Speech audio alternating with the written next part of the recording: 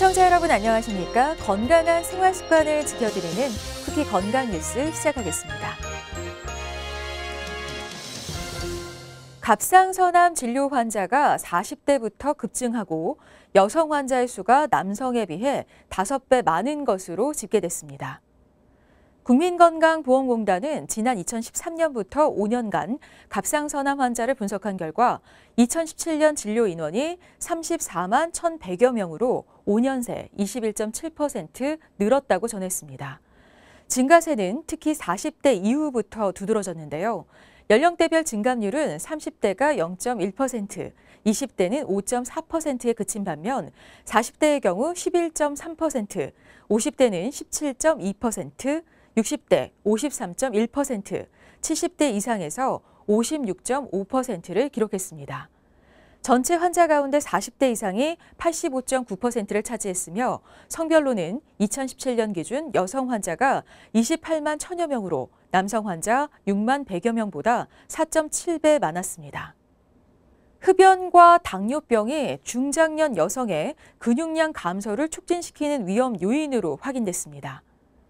가톨릭대 서울성모병원 가정의학과 연구팀이 만 40세 이상 여성 800여 명을 6년 동안 분석했는데요. 그 결과 현재 흡연 중인 여성은 과거 흡연 경력이 있거나 흡연하지 않는 여성에 비해 근육량 감소가 가속화될 위험이 3.53배 높았습니다. 더불어 당뇨를 앓고 있는 여성은 당뇨병이 없는 여성보다 근육량 감소 가속 위험이 2.92배 높았는데요. 연구팀은 여성은 남성에 비해 근육량이 적을 뿐 아니라 폐경 후에는 근육량 감소가 심해진다며 금연하고 혈당을 조절하는 생활 습관을 유지할 필요가 있다고 강조했습니다. 오는 8월부터 뇌혈관 질환 등의 치료나 검사에 대한 건강보험 적용 기준이 확대됩니다. 최근 보건복지부는 뇌혈관 질환 등 14개 항목의 보험 기준을 8월부터 강화하는 내용의 고시 개정안을 행정 예고한다고 밝혔습니다. 뇌경색의 경우 지금까진 발생 후 8시간 이내에 혈전 제거술을 해야 건강보험이 적용됐지만 앞으로는 증상 발생 24시간 이내로 확대됩니다. 또 급성 뇌졸중 환자가 혈전 제거술을 받은 뒤 혈관이 다시 막힐 가능성이 큰 경우 동맥 스텐트 삽입술에 대해 건강보험을 적용하기로 했습니다. 술을 마시지 않았는데도 코와 뺨이 붉게 달아오르는 피부 질환을 주사라고 하는데요. 당뇨나 이상지질혈증이 있을 경우 주사가 생길 가능성이 커진다는 연구 결과가 나왔습니다. 한림대 강남성심병원 피부과 연구팀이 2011년부터 5년간 진료 환자 139만 9,500여 명을 추적 조사한 결과 당뇨 환자와 이상지질혈증 환자의 주사 발병 위험이 정상인에 비해 각각 2.8배, 1.8배 높은 것으로 나타났습니다. 연구팀은 유전, 음주 등의 요인으로 인해 발생하는 만성질환은 지질 단백질의 구조적인 변화를 일으켜 이상지질혈증 등을 일으킨다며 이런 요인들이 피부 질환인 주사에도 영향을 미치는 것으로 보인다고 설명했습니다.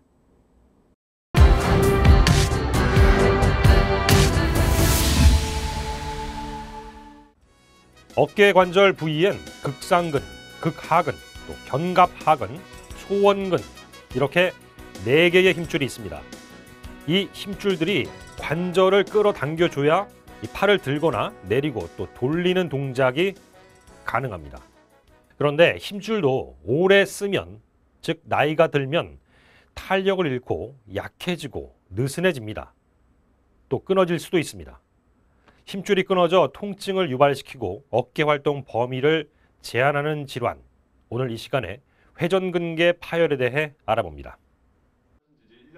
가족들 뒷바라지에 가사를 챙기느라 여념이 없었던 신영남 씨. 정작 자신의 몸은 돌보지 못했습니다. 갈수록 심해진 어깨 통증 때문에 팔을 들어 올리는 것은 물론 잠을 청하기도 어려웠습니다. 어깨 힘줄이 끊어졌다는 진단을 받은 신 씨.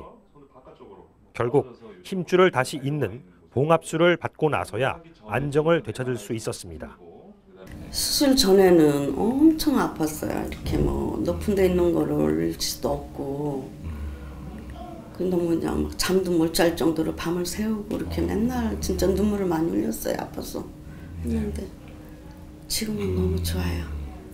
이제 조심해야죠. 이제 무거운 거 같은 거 들지 말고. 회전근개 파열은 가장 흔한 어깨 질환으로 꼽힙니다. 외부 충격으로 인한 파열이 있을 수도 있지만 그 비율은 10% 미만입니다. 대부분은 나이가 들면서 생기는 퇴행성 변화 때문에 견디다 못한 힘줄이 끊어진 경우입니다. 격렬한 운동을 하거나 어깨에 무리를 주는 작업을 많이 하는 직업군을 제외하면 대개 50대를 전후에 나타나기 시작하며 연령대가 높아질수록 발병 빈도는 더 잦아집니다. 다치지 않더라도 저절로 주름살 생기듯이 힘줄이 변성이 오게 되는데요. 세포가 줄어들게 되고 회전근개 힘줄을 이루는 섬유질들이 줄어들게 되면서 퇴행성 변화가 오고 약해지면서 저절로 힘줄이 찢어지게 됩니다. 또 다른 한 가지 외인성 인자가 한 가지가 더 있는데 흔히들 많이 들어보셨을 거예요. 충돌증후군이라고. 어깨 회전근개 힘줄과 어깨 위쪽에 있는 천장뼈 사이에서 팔을 들 때마다 천장뼈와 회전근개 힘줄이 맞닿는 충돌로 인해서 이 충돌로 인한 힘줄이 또 파열이 있을 수가 있는데 이 두 가지가 아주 복합적으로 작용을 하게 됩니다. 어깨 힘줄 파열로 인한 증상은 주로 통증으로 나타납니다. 통증은 어깨 관절의 앞 또는 옆쪽부터 아래쪽까지 내려오는 경우가 일반적입니다. 팔을 들어 올리거나 무거운 물건을 들어 올릴 때 통증이 심해집니다. 또 누운 자세에서 더 악화될 수 있고 특히 밤사이 극심한 통증을 호소하는 사례가 적지 않습니다. 일단 파열이 진행되면 근력이 약화될 수 있습니다. 팔을 들어 올린 채로 10초 이상 버티기가 힘들다면 이 회전근개 파열을 의심해 볼 수 있습니다. 회전근개 파열과 함께 발병 빈도가 높은 어깨 질환이 또 하나 있죠. 오십견입니다. 두 질환은 비슷하면서도 다른 증상을 보입니다. 회전근개 파열이 원래 붙어있던 어깨 힘줄이 떨어져 나간 것이라면 오십견은 어깨를 둘러싸고 있는 관절막이 딱딱하게 굳어버린 현상을 보입니다. 오십견은 만세를 하려고 할 때, 만세를 들 때 어느 특정 각도가 이상이 되면 아무리 누가 들어 올려주려고 하더라도 어깨가 굳어버리기 때문에 더 이상 들 수가 없고요.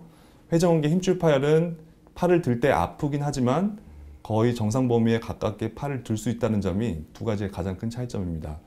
또 다른 차이점은 방금 말씀드린 대로 회전근개 힘줄 파열은 힘줄이 끊어졌기 때문에 팔을 드는 힘이 정상에 비해서 많이 감소를 하는 것이 특징적인 소견인데 오십견은 힘줄 파열이 없기 때문에 팔을 드는 힘이 비교적 잘 유지가 되는 것이 중요한 감별 포인트라고 할 수 있겠습니다. 두 질환은 별개로 보이지만 회전근개 힘줄 파열이 지속되면 2차적으로 오십견이 발생할 수 있습니다. 실제로 회전근개 파열과 오십견이 함께 나타나는 사례도 많아 진단을 통해 조기에 다스릴 필요가 있습니다. 호전을 위해서는 먼저 진통제나 인대 강화 약물 등을 투여하는 보존적 치료가 이루어지지만 소용이 없다면 수술이 진행될 수 있습니다. 특히 회전근개 힘줄이 50% 이상 훼손된 경우라면 찢긴 힘줄을 다시 원래 자리로 갖다 붙여놓는 봉합술 등이 도움이 됩니다.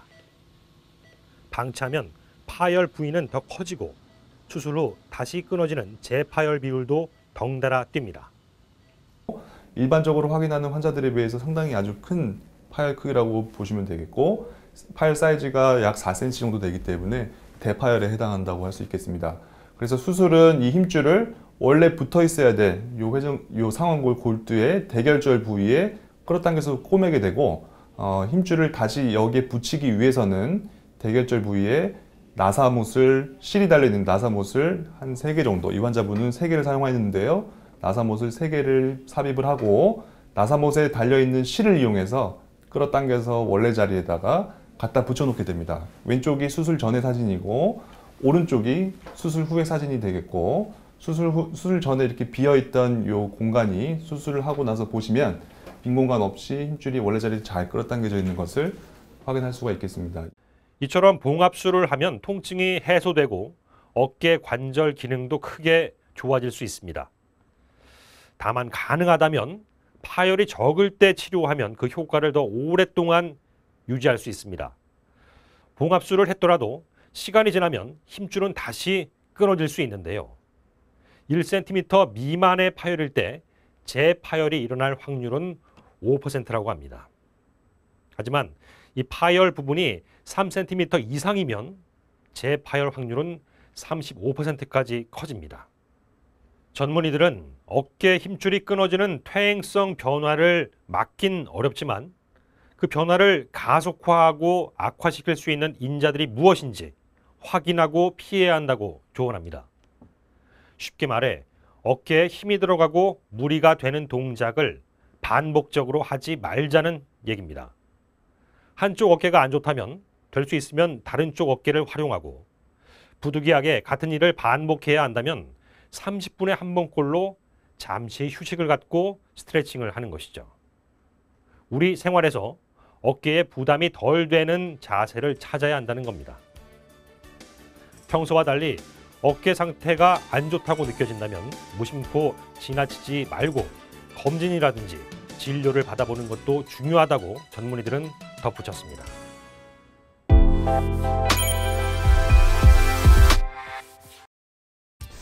치아는 재생이 되지 않기 때문에 무엇보다 예방과 관리가 중요한데요.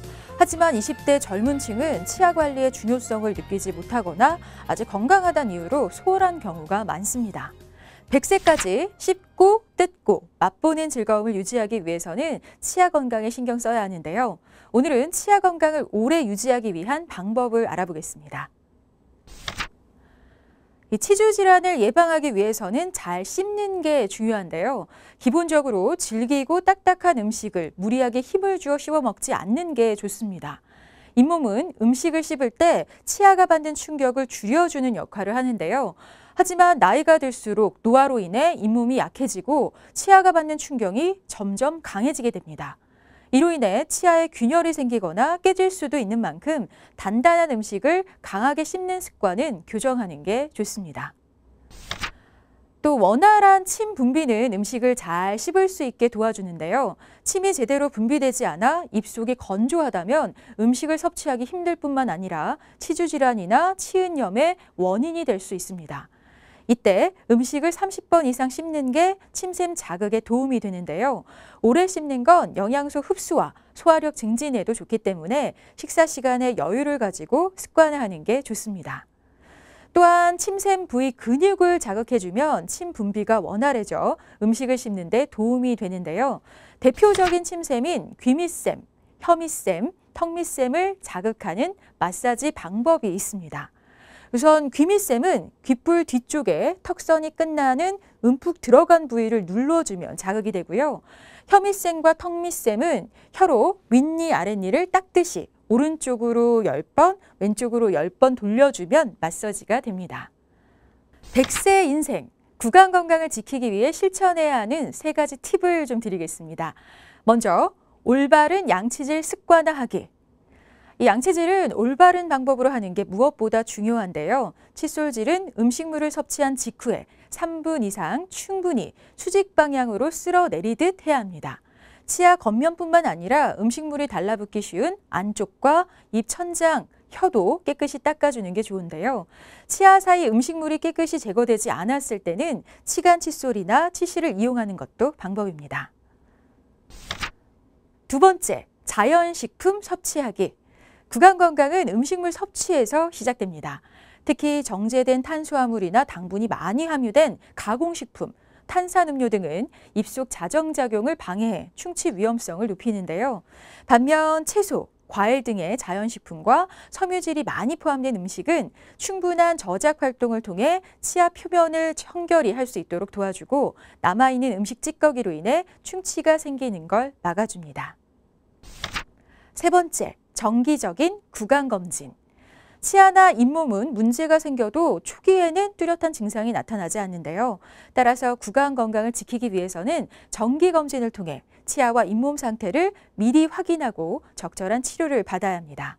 특히 치석은 정기 스케일링을 통해 미리 제거해야 치주염 등 잇몸 질환으로 악화되는 걸 막을 수 있습니다.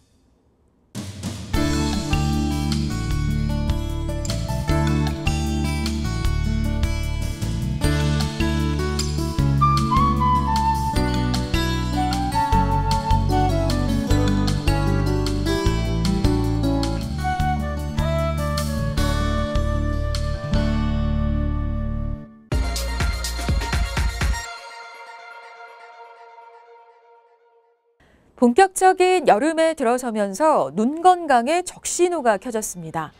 오랜 시간 강한 햇빛과 자외선에 노출되면 각막 및 결막에는 염증, 수정체에는 백내장, 망막에는 황반 변성 등이 발생할 수 있기 때문인데요. 자외선이 강한 날은 되도록 야외 활동은 자제하고 외출 시에는 선글라스나 양산, 모자를 이용해 눈을 꼭 보호해야 합니다. 좀 번거롭더라도 눈 건강을 위해 꼭 챙기시기 바라고요. 오늘 쿠키 건강 뉴스는 여기서 인사드립니다. 시청해주신 여러분 고맙습니다.